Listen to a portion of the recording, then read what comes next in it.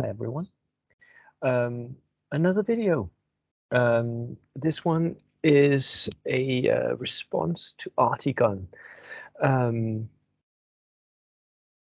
when I did my last how I would build a Japanese video for a rookie, people responded and they sort of liked that I used EC Army and the way I did it. So, and one guy came back to me, Artigun. He came back and said that this was brilliant, just what I needed. Could you do it with Heer, the German army?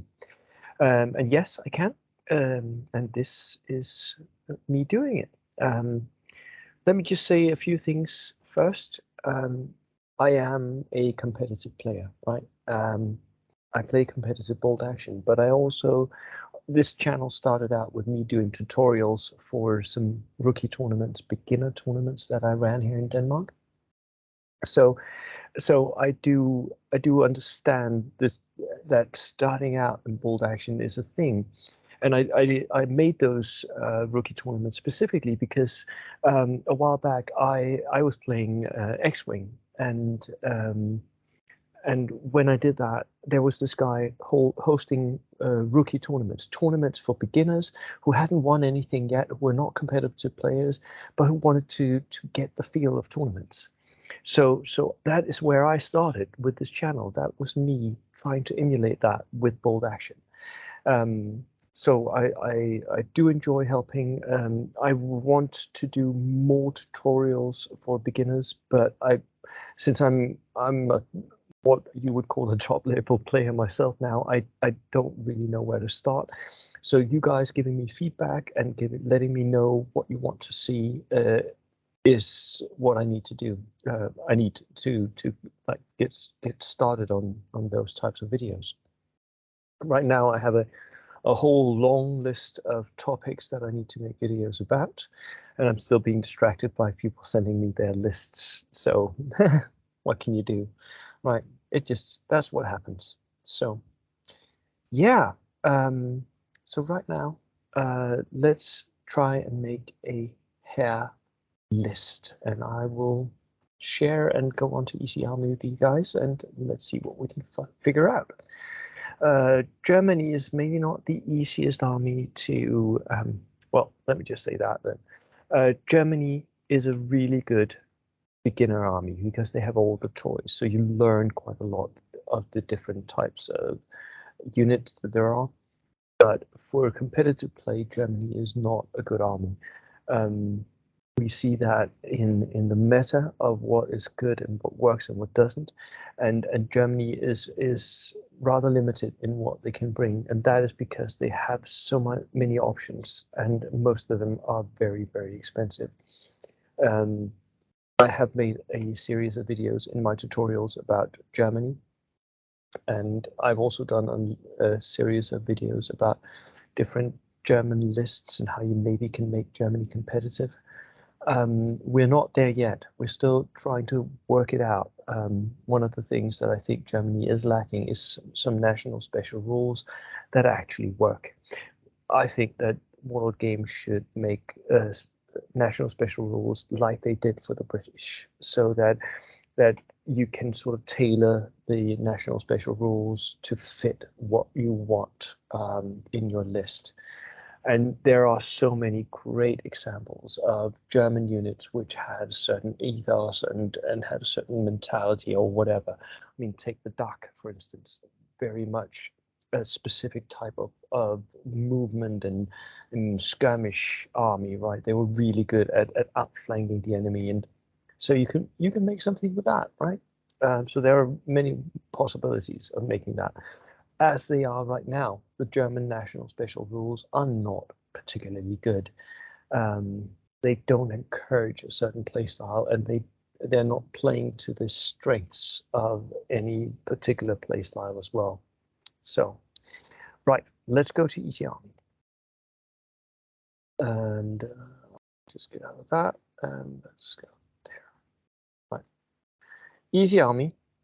We want a new list, and we want it to be German. Now, all rookies, when they go to Easy Army, look at all of this and go, whoa, there's so many options. But really, there aren't. Most events will only allow you to take standard reinforced platoons, and all of this, it is all of it theater lists. Not all of them are good. Some of them are okay. Some of them are really good. The Dark Light Africa Division, oh, that is a good one. But most of it is just, yeah, you don't ever need to look at it, because the only thing that you really need is the German reinforced platoon, because that is the standard for at least most competitive events, and definitely also many friendly events. And pickup games, I would also recommend standard reinforced platoons for that. So here we have it. And you can see we have the obligatory red units over here. Where would I start? Well, I would start by buying a second lieutenant. Unless you're able to use non-standard units, then a regular second lieutenant is the way you have to go. And I would buy him an extra man. It makes him more survivable, and because you get to equip them with whatever gear you want them to have, it's free. You get a free assault rifle, because that's what you want to take here. So let's do that. Now I feel like I'm bound to having at least mostly Heer infantry in this platoon.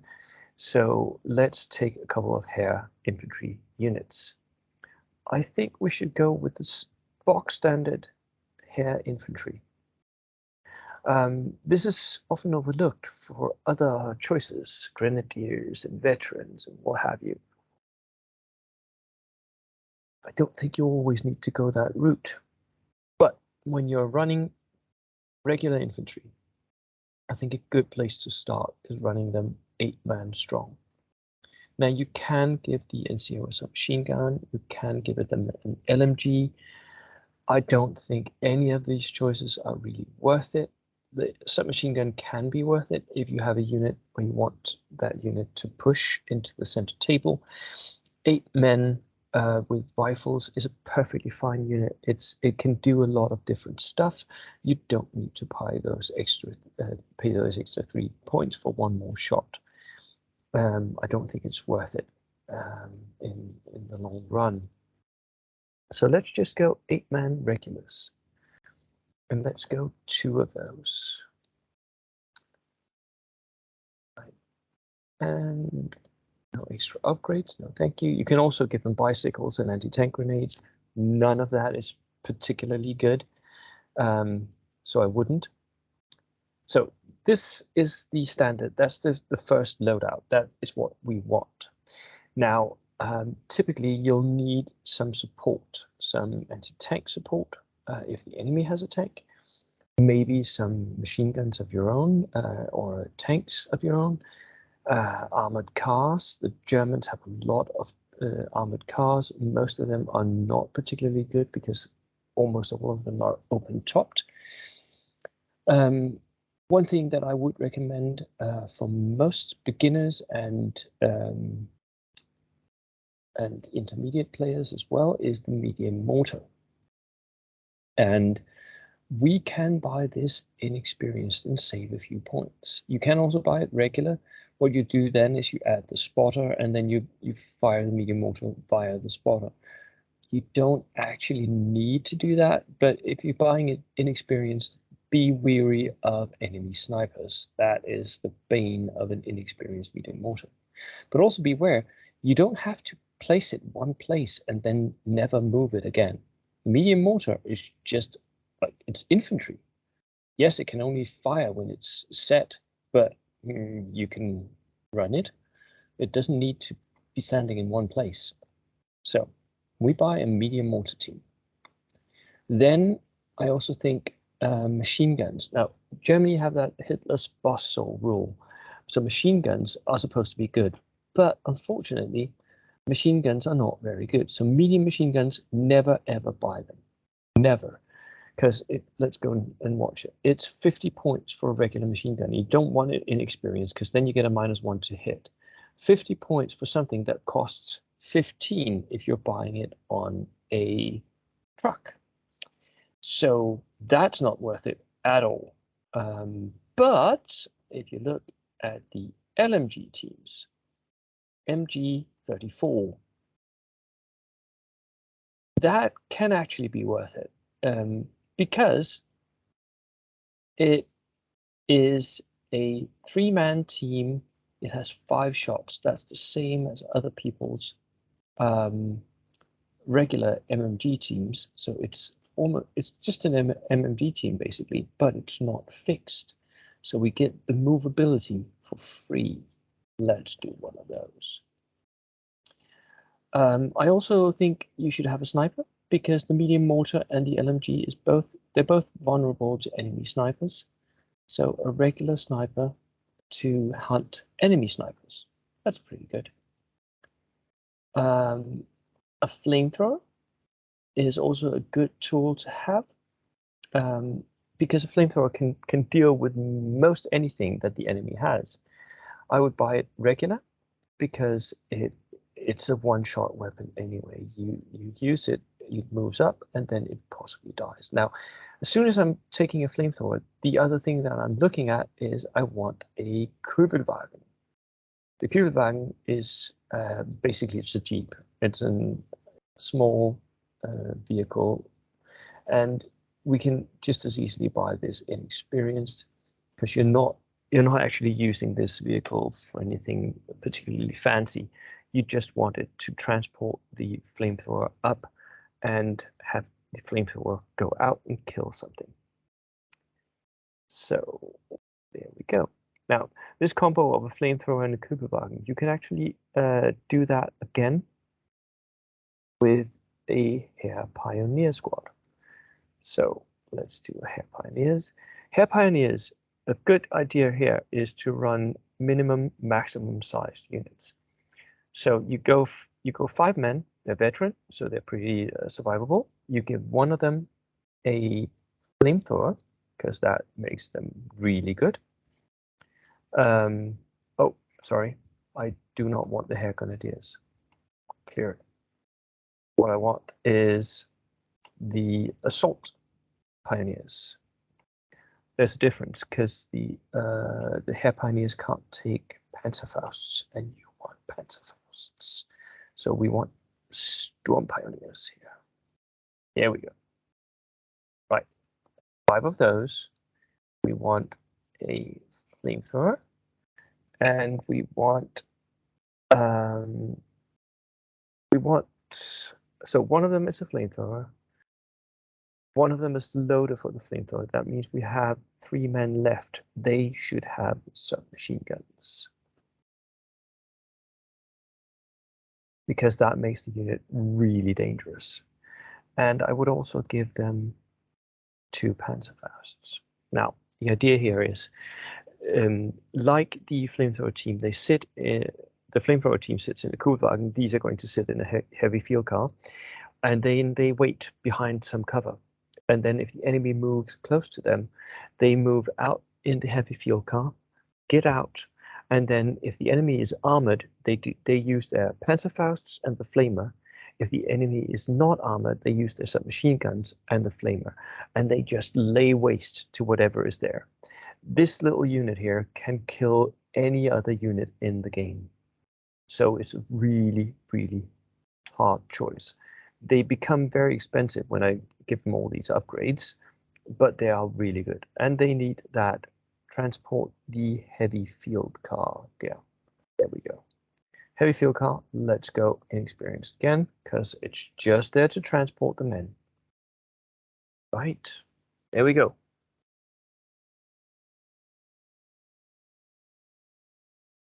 Now we've only used about 500 points. So we have the points to go and get ourselves a Panzer. Let's look at the Panzer III Ausf G. Now, the Aus G has a medium anti-tank gun, a coaxial MMG, a hull-mounted MMG, 8+, but it's only 155 points. So this is sort of a good place to go and get ourselves a Panzer. The Panzer III is really useful. It has the medium anti-tank gun, which most other light tanks dislikes. So it can sort of hurt most things, right? A medium anti-tank gun is a +5 penetration. So that is pretty good. Another tank that we might get, let's just go back to the tanks, is the, where is it? It's way down. The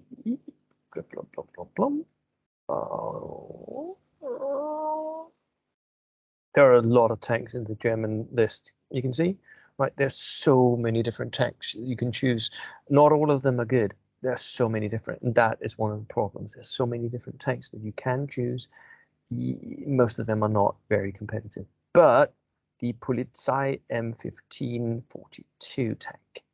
Now, the Polizei tank is a converted Italian tank, I think, maybe. Yeah, I think it's an Italian tank. The idea here is that it has a lot of machine guns, so it sort of becomes the infamous darkest steward of the Allies. It has 2 coaxial MMGs with a a turret-mounted light anti-tank gun, and 2 hull-mounted MMGs. So that is 4 MMGs. That's 20 shots it can pump out. So it is really, really a useful machine gun nest for killing enemy infantry, basically. At 145 points, it is pretty affordable as well. It's an 8+ light tank. So either go with this Polizei tank or with the Panzer III. Both of them are in the same range of the Panzer III was 155. This is 145.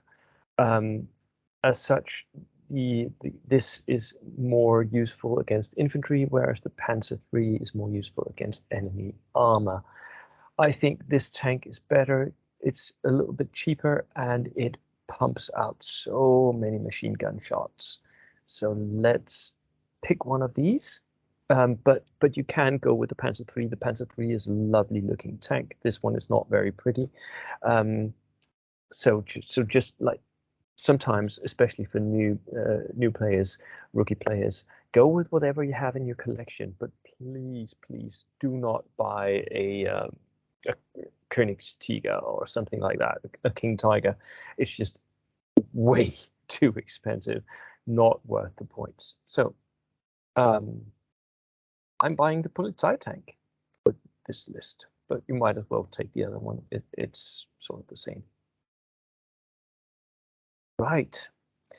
There is the trap of going with one of the Hanomag types. The Germans have a lot of different options again in their transport section, and many of them are armored half tracks, Hanomags. They're just not very good. The problem is that they have 7+ armor, which is vulnerable to basically everything, and they get pinned quite a lot. So I think we should leave the transports, let the infantry fend for itself. But I also think that we need more infantry in our lists. So we're going to stock up on those regular riflemen. And we still have the points. We're going 1 more infantry. So 5 units of regular riflemen. That is good.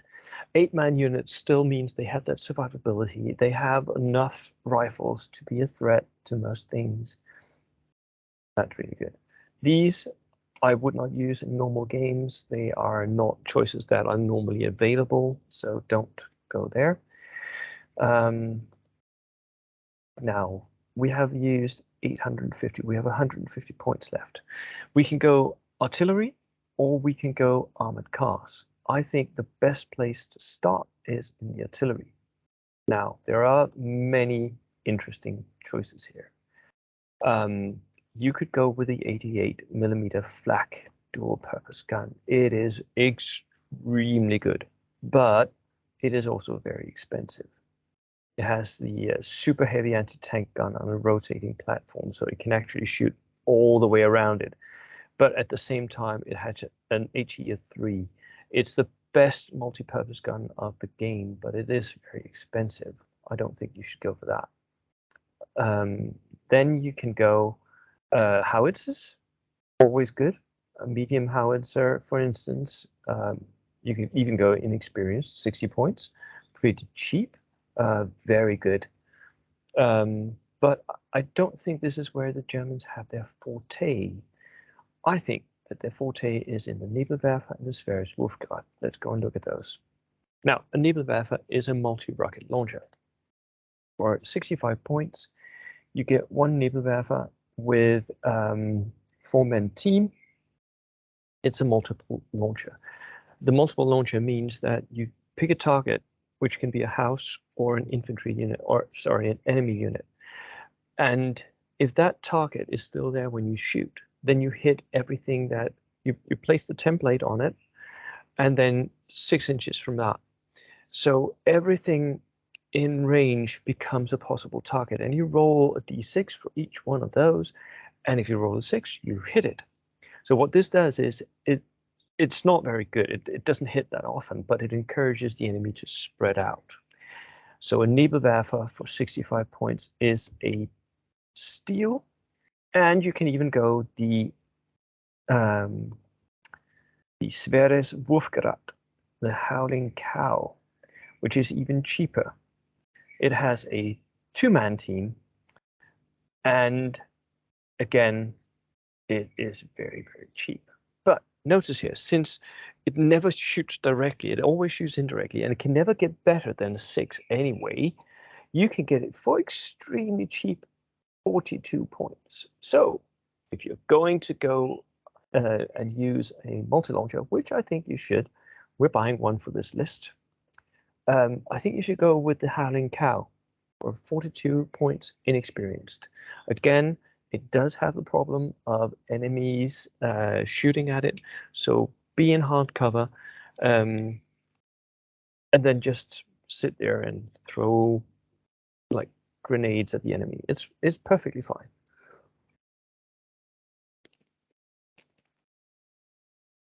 It can get a tow, but it doesn't need one. It can move on its own. Snipers, enemy snipers is the main worry you have to have. Final thing, we have 105 points left. We could buy a armored car.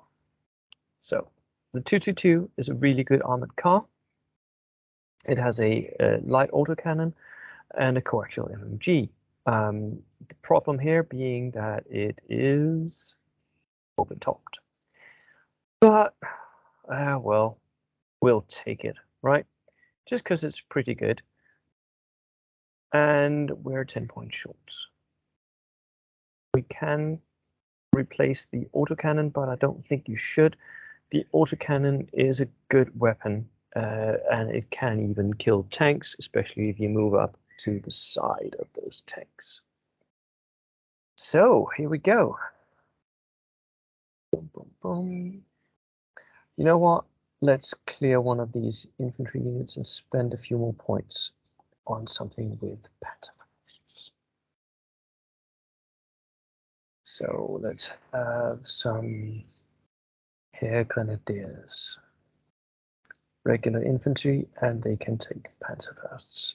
So let's do 8-man again, and let's have 2 of them with panzerfausts. Done. That is 1,000 points of Heer Germans. We have 3 infantry units of 8-man riflemen. We have 2 units that have panzerfausts. We have mortars. We have multi-launchers. We have a good light armored car. We have a tank that is a machine gun nest. sniper and flamethrower team. We have the double pioneers and flamethrower team, really good. The LMG can deliver pins at range. This, I think, is a good attempt at a Heer list that will do well. It's even 15 order dice, which is sort of where we want to be. 14, 15 is a good place to be. So remember to equip the lieutenant and his buddy with assault rifles. That always works. So the Heer infantry here are skirmishers. They're going to sit on your back line and then slowly move into the center of the table, delivering pins as they go. Storm Pioneers, along with the Flamer, sitting in each their car, waiting for a chance to pounce on something that moves up towards them. The Heer Grenadiers, they're there to, you deploy them opposite enemy armor, especially if the enemy is bringing some sort of heavy tank or medium tank, then deploy them opposite and then just move it slowly towards that tank, threatening it away. The MG team can skirmish at long range from your own back line. It can sit on an objective there and deliver pins, as can the mortar and the Wolfgerat, the Howling Cow. Sit on objectives in your own deployment zone, scatter the enemy, deliver pins, make sure that the enemy moves. That is what it's good for. The sniper is there to hunt the enemy snipers, and the light armored car is there to hunt enemy light tanks or enemy soft-skinned vehicles. The Polizei tank is really good, but do not expect it to take a tank combat. It is there to move against enemy infantry and just mow them down with machine guns. Kugelwagen, heavy field car, perfect. That would be my suggestion for how to make a competitive, fun, rookie-friendly Heer army. I hope you found this useful, and good luck with the Heer. That is always making Germany work in both a competitive and fun environment is always, yeah, it takes work. Right. Cheers. Bye.